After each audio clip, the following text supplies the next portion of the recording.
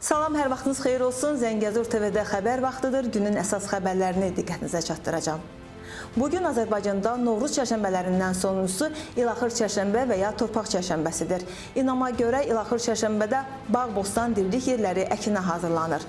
Evlərdə süfrəyə yaşıllıq nişanəsi, təbiətin canlanmasının rəmzi olan səməni qoyulur. Bayramınız mübarək.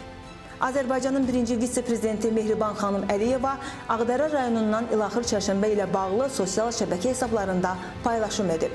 Paylaşımda deyilir: Ağdərə rayonu Həsənriz kəndi, 18-i 3-cü ay 2025-ci il. Uca Allah hər kəsə möhkəm can sağlığı, bol sevinç, sevgi və saadət, hər evə xoş ovqat, hər ocağa ruzi bərəkət bəxş etsin. İlaxır çərşənbəniz mübarək. Novruz bayramı ilə əlaqədar Daxili İşlər Nazirliyinin Baş Dövlət Yol Polis İdarəsi gücləndirilmiş rejimdə fəaliyyət göstərəcək. Bayramla əlaqədar ölkə yollarında nəqliyyat vasitələrinin və sərnişin axınının artması gözlənilir.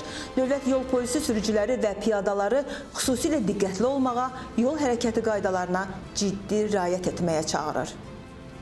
Lənkəranda məşhur nənələr qrupu 55 yaşını qeyd edir. Qrup Lənkəranda musiqiçilər ailəsində böyüyən 4 bacının təşəbbüsü ilə yaradılıb. Buna görə də qrupun ilk adı bacılar olub. Qrupun məqsədi folklor nümunələrini, milli adət-ənənələri gələcək nəsillərə ötürməkdir. İndi isə ölkə xaricində baş verən hadisələr barədə.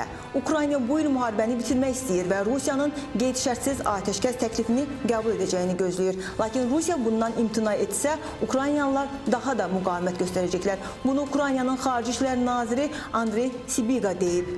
Biz müharibənin bu il bitəcəyinə inanırıq. Hamımızı bu strateji məqsəd birləşdirir. Ədalətli, hərtərəfli və uzun müddətli sülhə nail olmaq.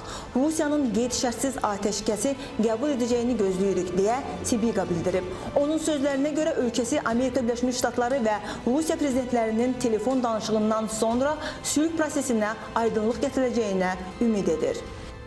İsrailin bugün səhər saatlarında Qəzza zolağına endirdiyi hava zərbələri nəticəsində Həmas hərəkatının 5 lideri, o cümlədən siyasi büronun 2 üzvü öldürülüb. Bu barədə RIA Novostiyə hərəkatdakı mənbə məlumat verib. Qəzza zolağında son gərginlik Rusiyada narahatlıq doğurur. Bunu Rusiya prezidentinin mətbuat katibi Dmitri Peskov bildirib. Onun sözlərinə görə Kreml vəziyyətin dinc məcraya qayıtmasını gözləyir. Biz vəziyyəti çox diqqətlə izləyirik və əlbəttə ki, onun dinc məcraya qayıtmasını gözləyirik. Kremlin sözçüsü İsrail Hərbi Hava Qüvvələrinin Qəzza zolağına hücumuna rəsmi Moskvanın reaksiyasından danışarkən belə deyib. Əziz izləyicilərimiz, xəbərlərimiz bu qədər. Növbəti buraxışlarımızda görüşənə qədər hələlik.